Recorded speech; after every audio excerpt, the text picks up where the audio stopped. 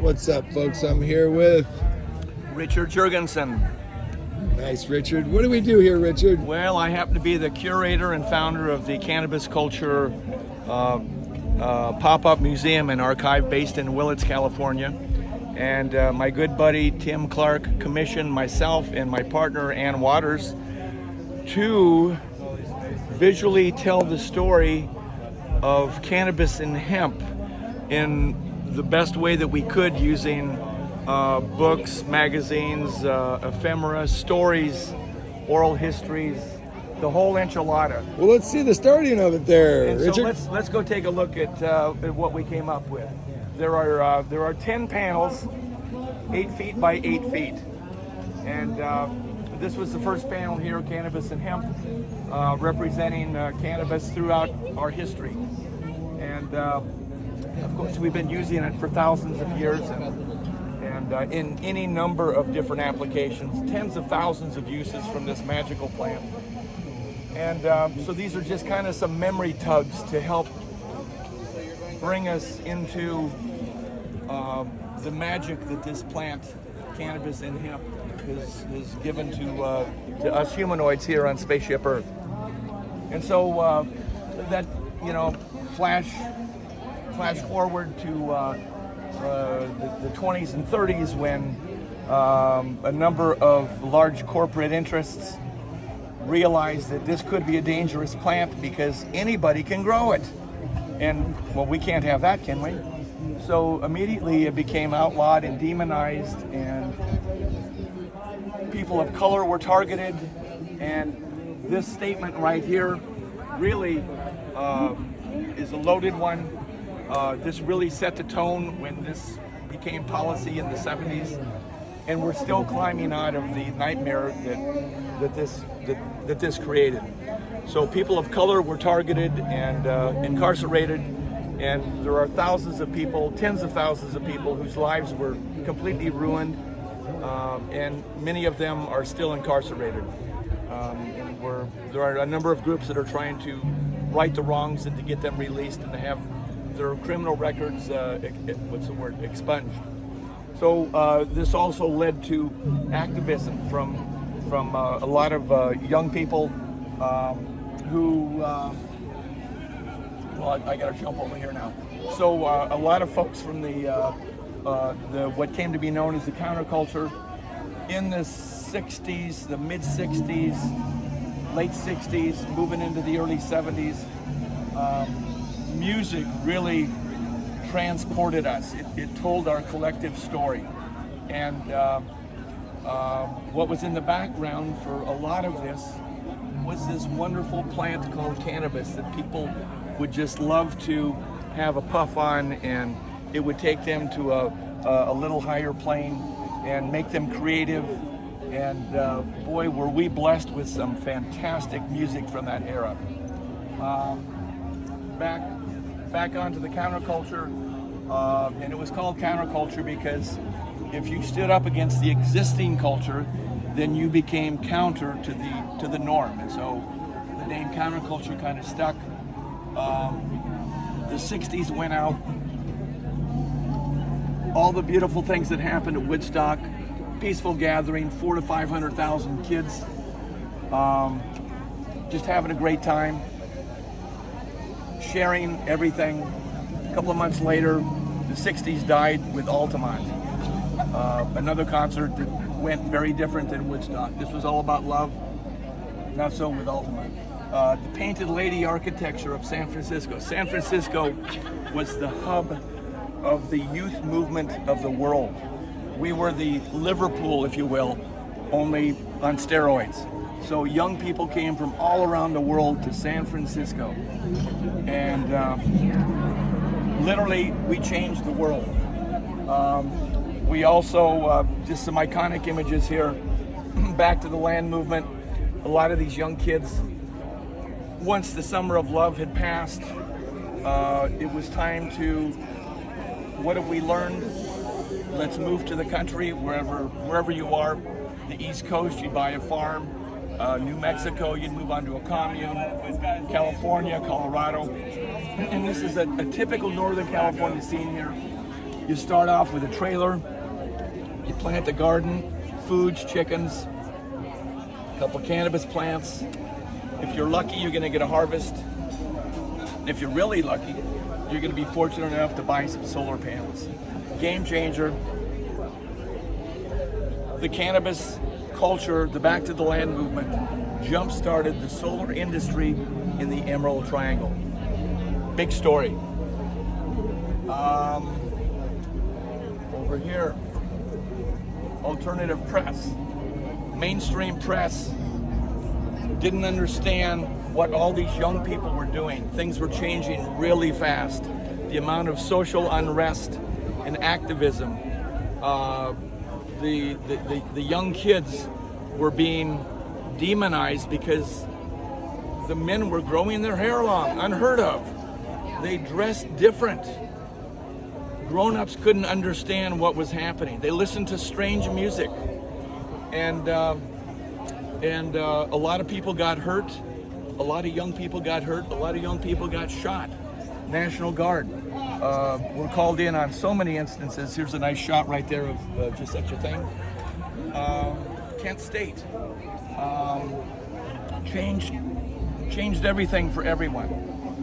So back on the underground press, so a lot of the youth movement started their own publications. Paul Krasner with The Realist, John Shuttleworth with the Mother Earth News, which is still in publication 52 years later. Great headlines here, LA Free Press, the Berkeley Barb. I'm actually on page 2 of this issue. And one of the all-time most outrageous publications, the San Francisco Oracle, which started in 1966. These are highly collectible, and this was highlighting the human being from 1967. So let's talk about activism. What's it all about here? So, gosh, once the people of color were identified and demonized, we had to start acting out. And I mean, again, growing your hair long was an act of civil disobedience. And so people were getting beat up, young boys, for growing their hair long. I mean, it's crazy, but that's what it was like in the late 60s, early 70s. So it's really important to follow your heart. Wearing pins, little pins, was an act of activism. Nobody wore pins until all of a sudden somebody started making pins. It might say love on it. It might say stop the war in Vietnam. But it was a little act of civil disobedience. There weren't silkscreen t-shirts yet. So basically it was all white t-shirts, and you'd have a pin, and all of a sudden that was a social statement. And so people began standing up for what they were believing in, wearing pins and maybe growing their hair and the music they listened to. And here's a young man shoving flowers in rifle barrels of National Guardsmen. Of course, he'd been arrested, but he pulled it off, and he was doing it with love. And that's what's really important, is doing civil disobedience with love, not with violence. So, for instance, in the 80s, 90s, in the last 40, 50 years, here in Northern California, one of the battles has been saving the ancient redwood trees. And so people have been living in trees. They've been chaining themselves to trees to try and slow down, raise awareness about all life is sacred. So right now they're trying to widen 101 and so that bigger trucks can be servicing Arcata, Eureka, going to the big malls, bringing more stuff, more, faster. So there are currently people tree sitting right here on this. They're tree sitting in Mendocino County, trying to save Jackson State Forest. Stopping offshore oil drilling, which we have been able to do here in Northern California. Not so lucky in Southern California, but we have succeeded up here in Northern California. But we constantly have to be vigilant, because as humans, we are all about extraction. That seems to be what we do best. We like to take dig, cut, drill. And so that's one of the cool things about cannabis and hemp. It's renewable. It grows. It's a plant. And it makes thousands of different kinds of products. And so finally the day is coming.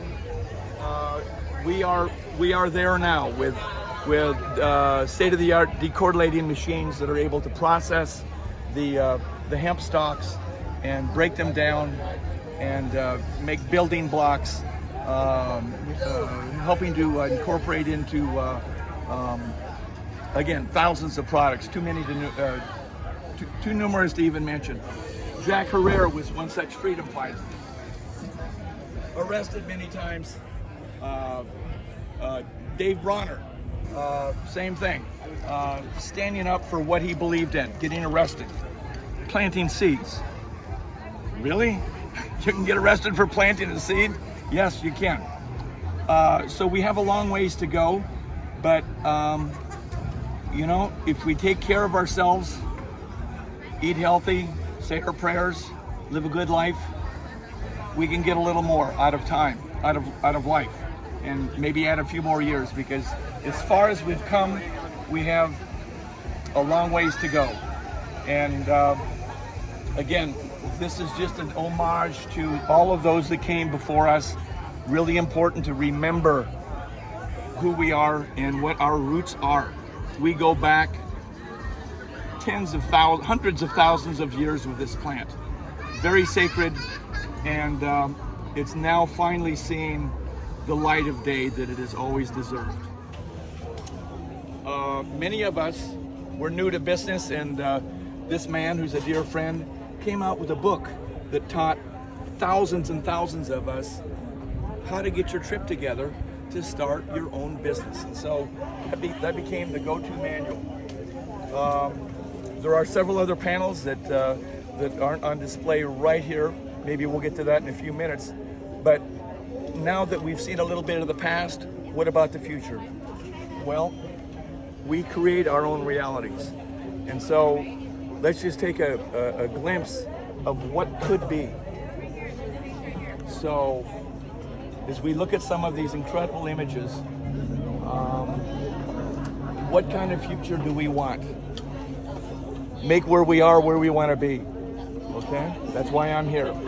This is my culture, this is my tribe. I've been studying science fiction my whole life, and I'm old enough to realize that science fiction frequently turns into science faction. So be careful what we wish for, because we can make it reality. As some of these images are trying to help jumpstart our creative juices in our brains. So here's some nice little potent quotes. Dream until your dreams come true. We are stardust, we are golden, and we've got to get ourselves back to the garden. Well, that's what this weekend here is all about. Roots Elder Council. This is put together. I'm one of the founders of this. This is the elders from this culture who have been around long enough. We're starting to die off now, and so we've crafted a mission statement. And how can we move forward and respect our elders who took so many hits to help get us here into this time period now where cannabis is getting legalized, and it all looks like it just started today. We have to pay serious homage to these elders who are passing. They are dying off now, and it's a courtesy. So hey Richard, let's go around the Canna Zone. There's a couple of other panels inside the zone. So here we are with marijuana and hemp. And when I saw this morning, I just started crying. Because Pebbles is a dear friend. I just spoke with her 2 nights ago.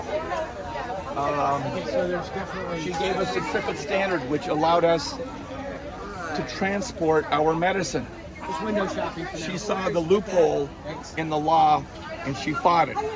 She got arrested 7 or 8 times in 5 different counties.